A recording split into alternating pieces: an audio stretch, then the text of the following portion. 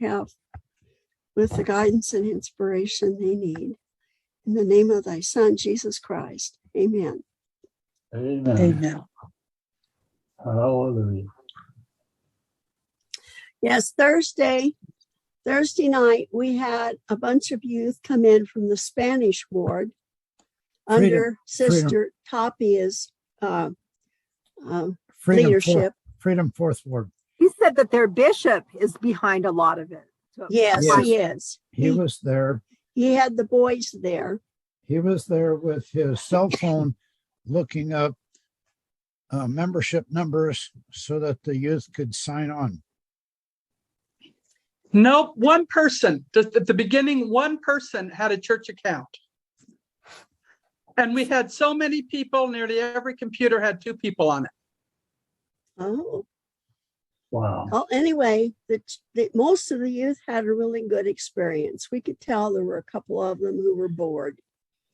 But Sister Tapia's grandchildren really dug into it. And the youngest one, who's only 12, indexed 120 names for military roles. wow. And his 2 sisters did almost as well with more complicated forms. So Well, these youth groups start coming in. We might have to have some kind of competition for them. Give them these chocolate candy bars. oh boy. If we would have had any candy bars in the cupboard, I would have given some out to the ones that did the most indexing. Maybe I should store them in the cupboard then. Yes, we should. And I told them all, if you're the winner at the end of the year, you get a DNA kit. Okay. Who's going to fund that? No, I've already bought them. I Your bought state. 2. We already have 2. Okay. And I already bought a stack of candy bars like this, the big ones. Okay. Well, the I building, need to get my brain back on, and we need to have a meeting. Okay. After our lesson, we can have a meeting. Okay.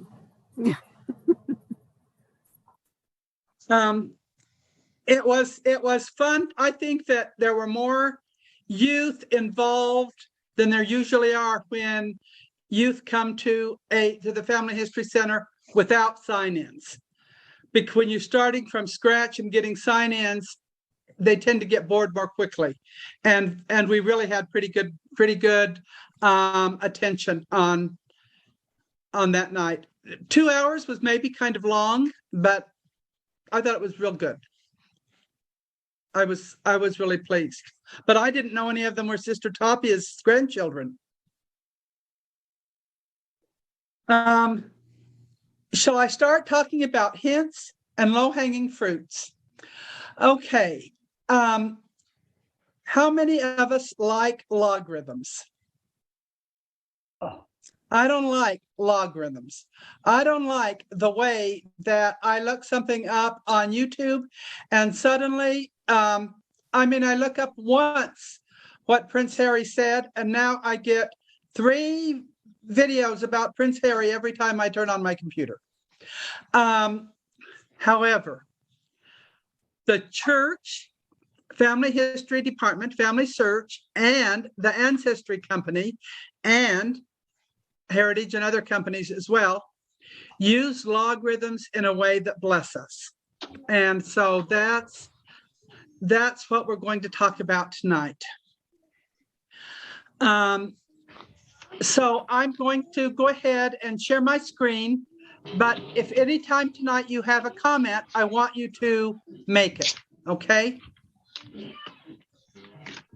I have some ideas of things to show you, but I definitely want you to talk. There have been some changes made to our tree on Family Search, and these are not new. These are not new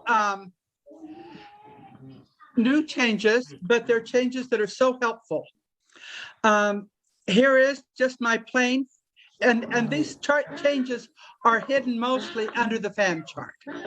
So if I go to my fan chart and I look at my family lines, this is what I see. I mostly just pay attention to where I've got such big missing spaces. If I go to birthplace, this isn't a DNA report, but it tells me where my family was born based on their birthplace as listed in Family Search. Who's got the most sources? That's interesting. Who's got stories? That's interesting. Who's got photos? We all love knowing that. But research helps is the one that's really great.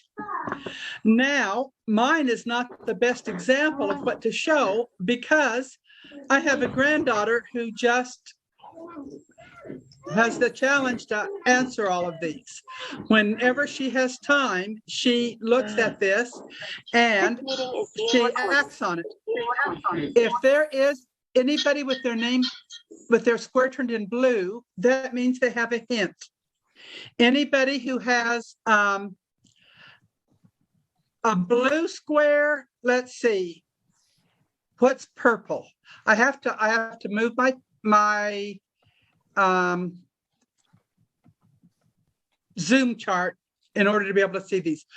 If anybody that's red has data hints, data problems. Anybody that's blue has a hint, and anybody that's purple has a research suggestion. Wow, I touched something that took away my, this is showing me James Weaver's chart, not Nancy Hugo's. I'm going to have to go back to Nancy to get mine. But as you could tell, James Weaver has a lot of hints. So this is what the marvelous programmers have arranged at Family Search. When anybody, they run the computer all the time. And when there is anyone that they can match with my ancestors or people on my fan chart that has a possible record that looks to them, looks to the computer like it's really for my people, then it's going to turn that little space blue, or else on the page, it's going to give this little blue icon, which means a hint. Also, if there is temple work in the process, it's going to give me that hint. It's going to be turned blue. And if there's a data problem, it's going to be turned red. So these are what we want to talk about tonight. Now, I had planned different examples, but let's just look at this.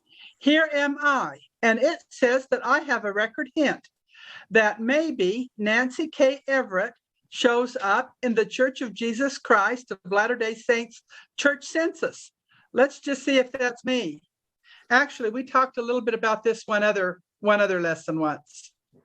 It says that in the church's census that was done, now I thought it said 1960, but this is done after 1960. Apparently it was done in 1962. It says that I am a female, that I was born in 1946 in Albuquerque, and that I am related to the head of the household because I'm his daughter. So let me click on attach and see what it shows. Lo and behold, it shows that, and it looks like somebody has already attached most of these. It says that in that record, it says that I am a daughter of Mark Everett and Esther Wilden Everett. And those two people have already been attached. So somebody else looked at this source and said, yes. And let's look at that source. Here's the record. Oh, this is everybody that's not just me, but everybody else that's on this record. And it's not showing us the original. It's just showing us what has been indexed. So it says this part right here is what was on the other record. But here it says that Mark Franklin Everett is the head of the household, that Esther is his wife. The daughters are Ruth Ann and Nancy and Alice, and sons are Lyman and Randy, and where each of us were born. That is indeed my family. So if I go back to the attach, nobody has attached me. Now, the reason primarily I think that nobody has attached me is because I'm living. And I don't want this to show up under my father's record or my mother's record as me living. Somebody actually went through this census before and attached all of my siblings, and we all showed up on Family Search and as dead.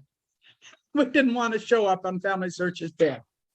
Now, we've talked before, I think, about how to attach this. But if, after looking at the source, we believe that this is, in fact, Nancy K. Everett is Nancy K. Everett, born in 1946, the daughter of these parents and a female, and at the time of birth, being born in Albuquerque, New Mexico. Now, so why would I attach that? I think that I would say name. Actually, I'm going to say names. It's plural. Names, dates, relationships, and places match. I could also put personal knowledge. In 1962, I lived at home and I was a teenager and I knew what was going on. So I could put attach. Now, this brings up then also my siblings, and I could also attach them. But if I attach them, I want to make certain that I do not put in anything that leads us to believe that we are dead. So that is how we follow through one hint. How many of you have already done hints? Is there anybody that has not? I think everybody that I know that's here tonight has already attached hints. Now, when are these hints particularly useful? Let's turn over to Daniel Michael. Daniel Michael is the brother of my ancestor Hugh Michael, and he shows up in the same two counties with all of the other siblings. Every census, and then all of a sudden he does not show up. And so I looked up land records, and it said that he had asked Peter Scholl to sell his land, and he's gone. And I have never known what happened to Daniel Michael. What made him move? What made him move with I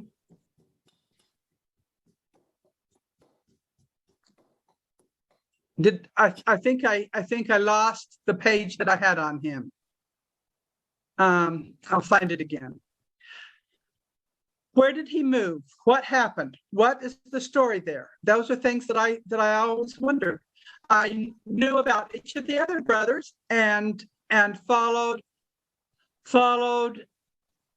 them through. Interesting, his daughter's name is Serapha or Serapha. That ought to be a pretty easy name to know. But when I searched for it, doing a search, I was not successful in finding anybody.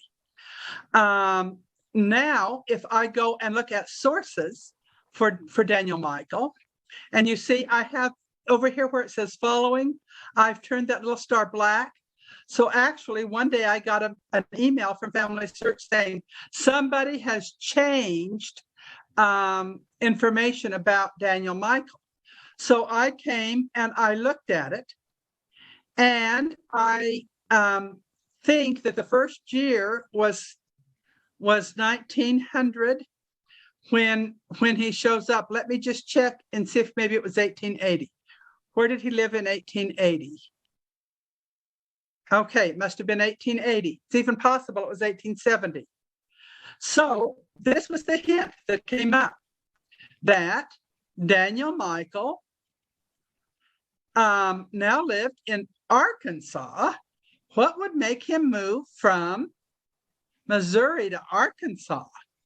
Other people in the family moved to Kansas and Oklahoma and got homesteads, but what in the world made Daniel Michael move to Arkansas? I still don't know. But this was a hint that came up. So let's look at the original record and see what the original record tells us about him, and let's see if it really was my Daniel Michael. So, starting with 1850, all the censuses told the names of everybody in the household. So I can look up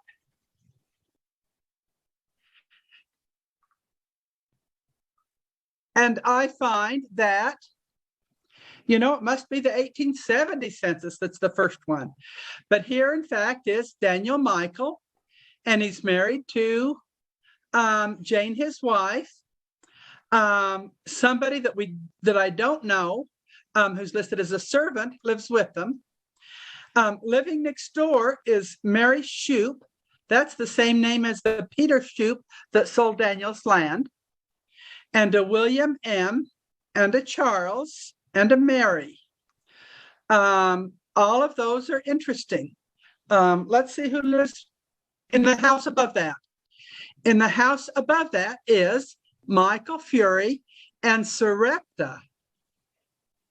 And they have 2 children.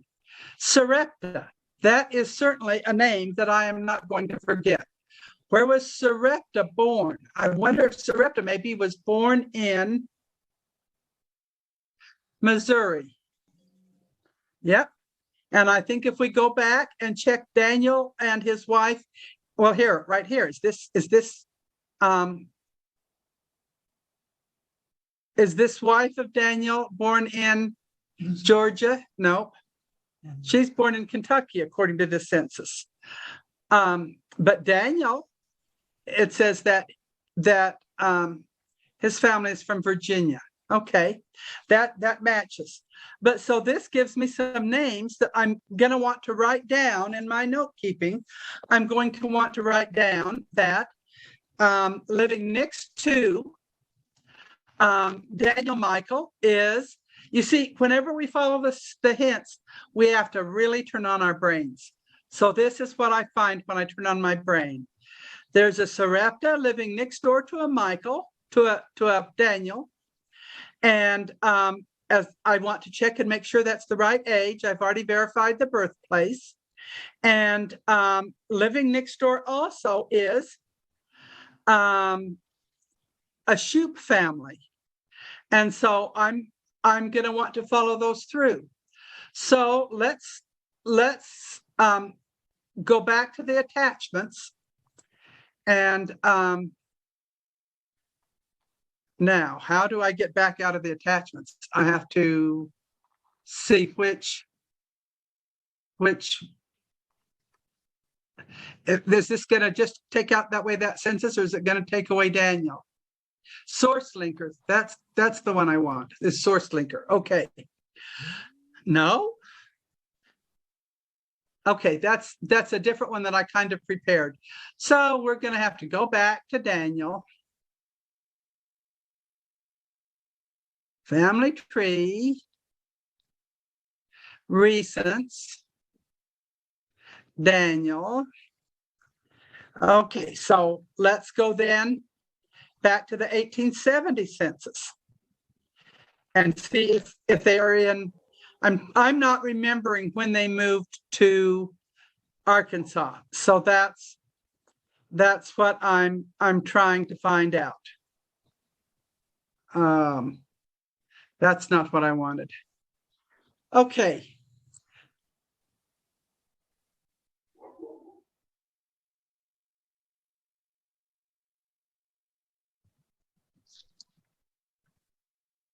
This is in 1860. this is in 1870. In 1870, Daniel is already living in Arkansas. Now, the indexer spelled his name Mitchell instead of Michael. But if we come down here, we find that Daniel and Jane are living next door to M.A. Shoup, and that living with them also is William. Now, if we can look for relationships, we don't get any relationships right here. Now let's go back to the 1860 census. And actually, now that I turn on my brain better, I remember that. All of this happened before the Civil War. All of the Michaels that I have been able to find records of before fought on the Union side of the Civil War. So now we'll try again, 1960. And we'll look in 1860, and we'll look at that record. And what we're going to find is, isn't this crazy the way Family Search sometimes has it open up this way and sometimes it has enough open up on a different screen? I think they're trying to make it more user-friendly. I'm not sure that for me they've accomplished that yet.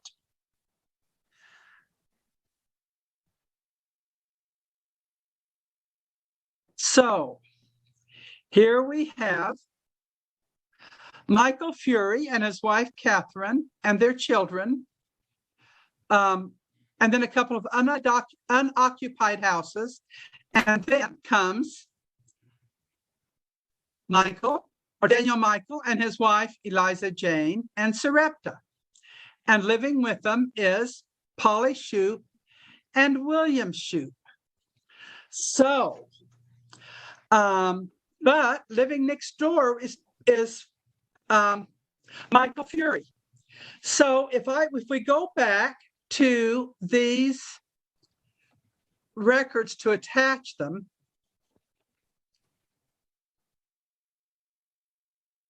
and we follow we're going to look at the attachments that somebody else already made. We're going to follow those attachments. That's not the way to do that. If we would have followed through the source differently, we wouldn't have gone straight to this page. So back to Daniel. Back to his person page instead of that identifying in the census page. This is what we have learned, and I maybe have been too confused as I showed you, but here we had a family, Daniel, with one daughter, Sarepta. All of a sudden, they up and moved to Arkansas. How in the world was I ever going to think to look for them in Arkansas if they had not been indexed? But they were indexed, and I found them. I also noticed that in nearly every census, they have unfinished attachments.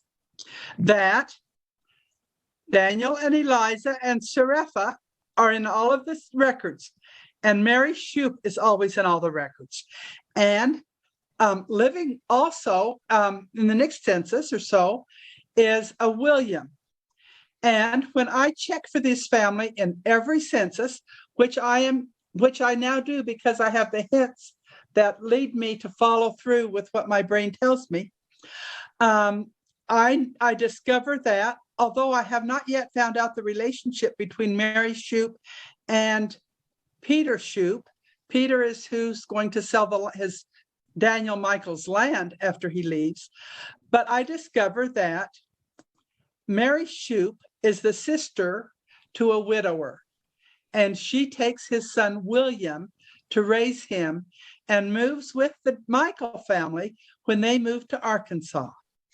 Did they move to Arkansas because they believed in the Confederate cause? I don't know. But by looking at the records that I get hints from here, not just the hints that lead me to do the attachments, but I also get hints in my brain that they live next to Mr. Fury, that he's married to a wife, Catherine, that in the next census, he's a widower, and then he marries Sarepta.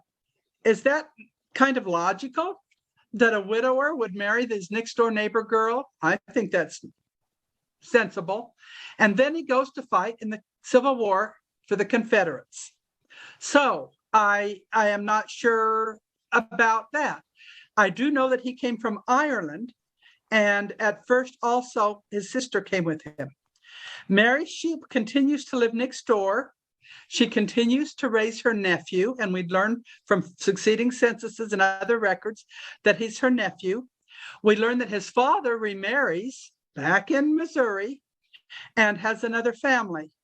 But Mary continues to live with William even after he's a father and even after she's old. So she very much takes care of that child. Now, there are a couple of things that were essential for me to do this. One was for me to notice, as I looked at the sources, that there were people who were not attached.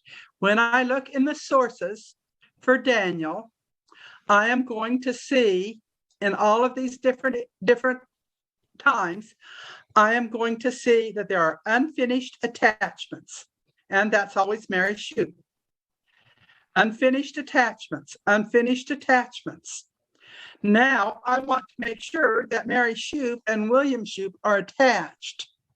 And so the easiest way for me to do that, and there's probably an easier way that I haven't learned yet, is to then look in the census for Mary Shoup in Crawford County, Arkansas.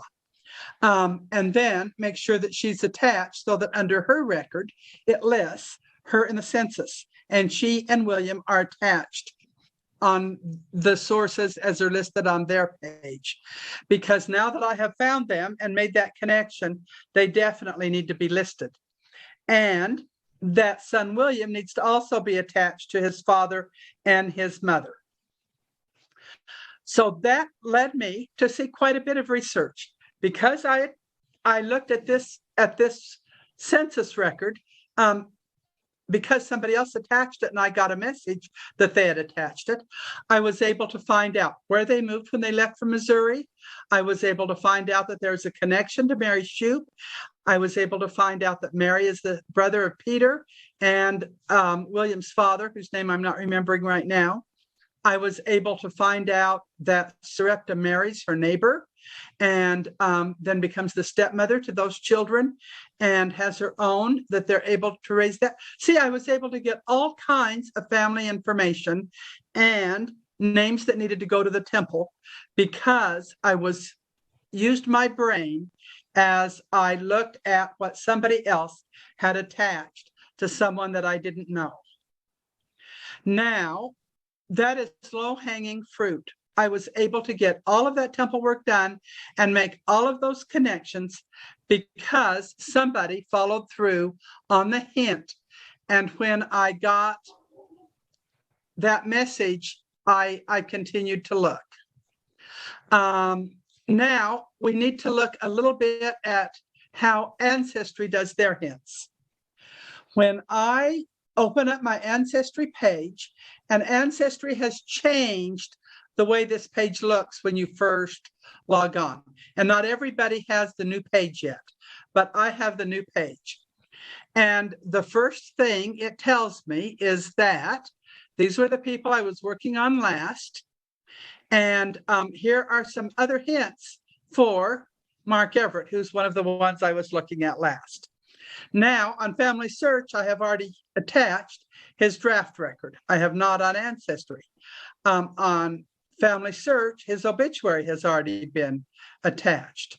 I was surprised when I opened up this the other day and found that there was a marriage record listed for my dad. And you know, I have always kind of forgotten the fact that after my mother died, he married again and stayed married for about 6 months. And that marriage came as a hint in Ancestry. And because I believe in complete records, even when I don't always like the people involved in the complete records, I went ahead and attached her. It makes a complete record. But I was able to look through that many hints for my dad that easily. Then I can click on review all hints for Mark. And here are going to be a whole list of them, along with this little note up here that there's 14 altogether. And there aren't, if I wouldn't have clicked view all of them, I wouldn't have seen all 14. Now, some ancestry researchers say they wish that the ancestry member trees would be listed at the bottom of the list instead of the top, because a lot of things that ancestry members have put in their trees, they maybe did not document, they just took somebody else's word for it. For example, I do not know, and my brain's not going to be accurate here.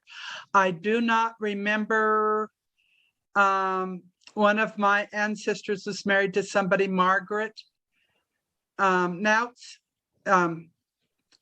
George Nautz married Margaret, and somebody in their ancestry member tree, without giving a source, says that Margaret's maiden name was House. Now, I'd really like to know if that was right, but since it doesn't have a source, I don't know. And I would be wrong to just assume they were correct and move it over and put that down on mine. But here are the different sources. A photo submitted by my cousin, a photo submitted by a different cousin and a different cousin and a different cousin. And my dad's Find a Grave, which I have on Family Search, but I haven't added to Ancestry. His obituary, which is on Family Search, and him in all the different censuses. And so I should attach those all to my Ancestry records. And at some point, I'll take a time to do that. Gee, isn't that a lot of records? Also, here's the Bureau of Veterans Affairs death file on my dad. So there are a lot of records that I can add, but I have to have my brain on and make sure that these are, in fact, my family. Anybody, if I go to my tree, well, let's go to the tree itself, and anybody that has a little green leaf instead of a blue square is how Ancestry shows hints. So if I were to go to Charles Orrin Everett Witham, he's got 15 hints, and I can go through and look at his hints. Some of those hints might be him. Some of those hints might not be him. Some of those hints need to be checked carefully because Charles Orrin Everett used to be Charles Orrin Witham. And so some people have tried to make his father be born twice and other things like that, or married twice, which is not accurate. The accurate thing is that he changed his name. Deserted during the Civil War and changed his name. But Ancestry hints. I think the thing about this that I liked the best was that when I came to home, it showed me who I had been working on last. And so since I just now looked on Charles Orrin Witham, here are all of his hints, or a bunch of hints for him that are there immediately for me to look at. That kind of gives me a head start as I'm looking on hints. Now, we have not talked about two other of the kinds of hints that are on Family Search. Here are the hints. And in this case, it's marriage records that I already have. But sometimes it is an exclamation point, a red exclamation point. And we should look at those red exclamation points. One of the ones I looked at briefly tonight as I was getting ready showed one of my ancestors as having a red exclamation point. Those are data problems. And the data problem was that she married when she was 11 and had her first baby when she was 12. That's possible, but I don't think so. I think I need to search that when I have my brain turned on and I'm aware of options and possibilities. But very, very often what that exclamation point means is that the address and the location is not written in a standard way. And if we change that location to be a standard location, they then all of a sudden qualify for temple work. And so when we see those data problems, we should try to figure them out. Often what has happened in my family is I have listed the burial place as with the cemetery name instead of just the city name.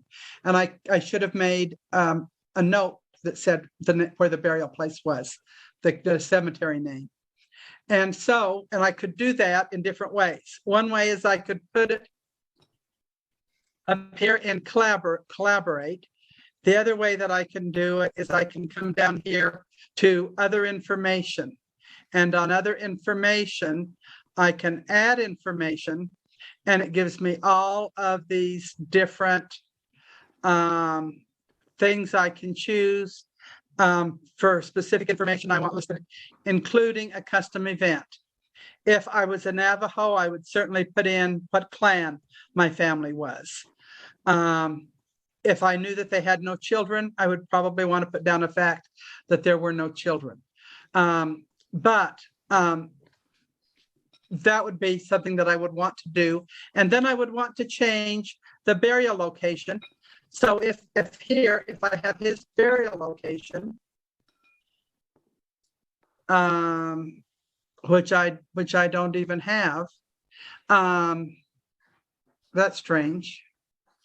I guess it's probably under vitals, death information and burial. If I had his burial as such and such cemetery in Warrensburg, Missouri, it's going to give me a data problem. If I take that cemetery name out and just put Warrensburg, then it's not going to have a data problem. And when those data problems are proofs of death or proof of birth, that is what the difference between qualifying for temple work and not qualifying for temple work. So that's definitely something that you're going to want to fix. Now, I think that if we went back to my tree, we would only find, I want to go back to my tree. We're not going to find very much temple work on mine. But if I were to click on ordinances, it's going to tell me who qualifies for temple work that is not yet done. And there are two here. Now I'm going to want to look at those and make sure that they really do qualify for temple work. But isn't that a nice low-hanging fruit to be able to look that quickly and that easily and find temple work that probably needs to be done? Again, we have to have our brains turned on when we're doing this. So when the youth come from on Tuesday night and you're looking for green, when you go to everybody goes to their fan chart and then they look under ordinances and they've got greens, they're going to want to look. One of the things that they're occasionally going to find out there is that if that person has a living spouse or children, permission is needed from those people prior to temple work. And so that is something that needs to happen there. I think I'll just tell you a quick story. My friend, Buddy Richards, has a granddaughter who just got really excited about family history when she was about 12 years old. And so one day she was looking at her family search account and she saw a green temple, and she followed it through and found out that her great aunt had just barely been dead a year and hadn't had her temple work done. So immediately she submits the name for temple work. About the next day, President Richards' brother calls him and says, somebody with this strange name has ordered the temple, has arranged for a card, has cleared the temple, a name for the temple for my sister. Who in the world do you think Mary Norlander is? And Buddy said, oh, that's my granddaughter. I'm sure that if you've been waiting to do your sister's work, Mary will be glad to send you the card. But that's just a very sweet story, I think, about a young girl who was interested in family history and followed things through and got them done. And I think is still doing them. And I think that President Richards has remained very proud of his granddaughter, Mary, for doing that. Okay, I'm going to stop sharing my screen, I think. Did this lesson bring up any things that you might want to cover with the family history consultants in your ward? Or did you learn anything new yourself? Or were you reminded of anything? Or do you have any comments? Or have you had any experiences where you learned something new when you followed a hint and attached it? I've had a lot of, you were talking about the logarithms, and I've had a lot of in my research where a logarithm will place a name or a person in one of my families, and I don't know anything about it until I'm going back maybe and looking and reviewing something. I'll see a new name and I'll say, where in the world did this come from? And as I check where it came from, it was a family search. So that's an indication that the logarithm sometimes puts somebody in that's pretty exact, but is not correct. I've had to correct not several, maybe many that were not related, because Spanish records, you've got 1,000 name possibilities for every name you have in your tree. And sometimes they're very accurate, but sometimes the logarithms are not accurate. So it's important for us to follow through, research them, and make sure that they're validated and sourced. Because a lot of times, I don't know whether the logarithm sources it when it puts it in your tree.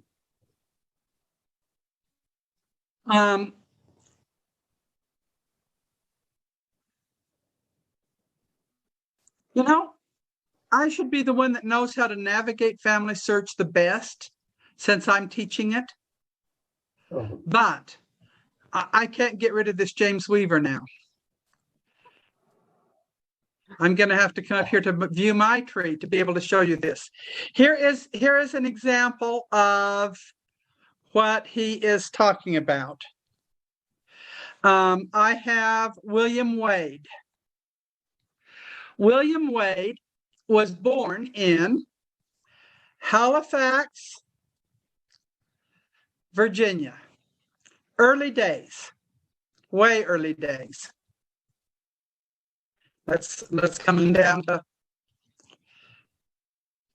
to here. He was born in Halifax, Virginia. Somebody has found a marriage for him in Halifax, Virginia, to Nancy and Rowdy. I have not, I see that marriage record, but I see nothing on that marriage record that has led me to be convinced that that this is William Wade, his wife. But I think it very interesting. If they got married in 1900, starting way before that, I'm looking at their children, and maybe I fixed this. But the way that this used to read is that they had about 6 children that were born in England. After they were born and married in Virginia, and after their other children were born in Kentucky, they were having children born in England. Now, there must have been something about the logarithm that made them think that a father named William Wade and a mother named Nancy would have children born in England, and someone attached those sources. And I just do not think that they were bouncing back and forth between England and Kentucky when they were having children every other year. And so they would have been having children more often than that if all of the ones that were born in England were theirs. So I think that there needs to be a collaboration up here, and that's no doubt what this one is. A note that says, I just don't understand how this could be true. If you can prove that they really were bouncing back and forth between Kentucky and England, let me know. But I really don't, I have trouble believing that in 1797, they go back to England. It just, with a pregnant wife, just does not make sense to me. And so that is an example that I found of what John is saying. So we need to be checking our hints with our brains turned on and not just automatically checking them. And anytime there are people who are not, that don't come with the automatic drop down in that attachment screen, we should try and figure out who they are. Often I have found father-in-laws and mother-in-laws. And so then what I do is I look up that father-in-law and mother-in-law and find out if they're already in Family Search, and they often are. So, and if they're not, maybe I need to do a little bit more research and then add them to Family Search. And sometimes then that qualifies a name for temple work. So that's an example of what John's comment is. Any other comments? Well, I hope that the reason that you don't have comments is not that I'm boring.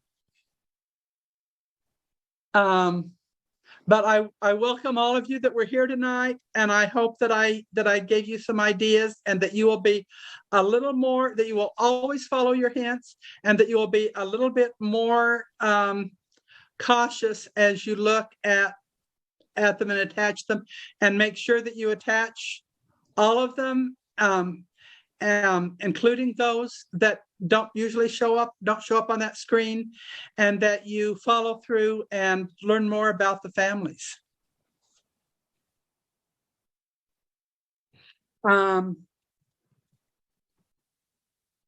Jeff, were you saying something? Oh, good. Jeff, why don't you say the closing prayer for us? I suppose I could do that. Great. No,